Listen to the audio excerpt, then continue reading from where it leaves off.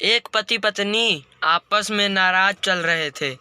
नाराजगी भी इतनी थी कि एक ही कमरे में रहते हुए आपस में एक दूसरे को बोलते तक नहीं थे। वो दोनों अपने अपने काम में कोई काम नहीं आने देते थे। जैसे सुबह पति उठता तो चाय टेबल पर रख जाती, ऑफिस का समय होता तो लंच बॉक्स तैयार करके देती।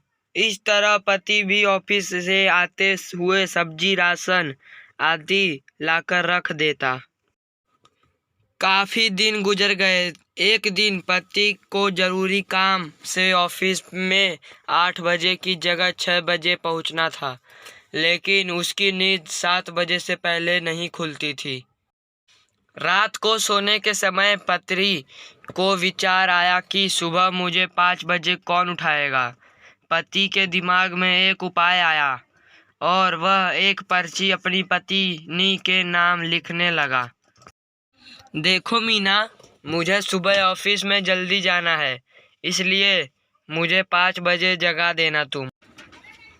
इस तरह पर्ची लिखकर वह पत्नी के बेड पर रख आया और बेफिक्र होकर सो गया।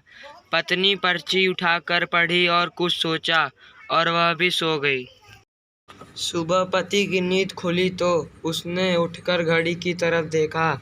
घड़ी में 7 बज रहे थे। फिर उसकी निगाहें तकिए पर गई तो वहाँ एक पर्ची रखी थी।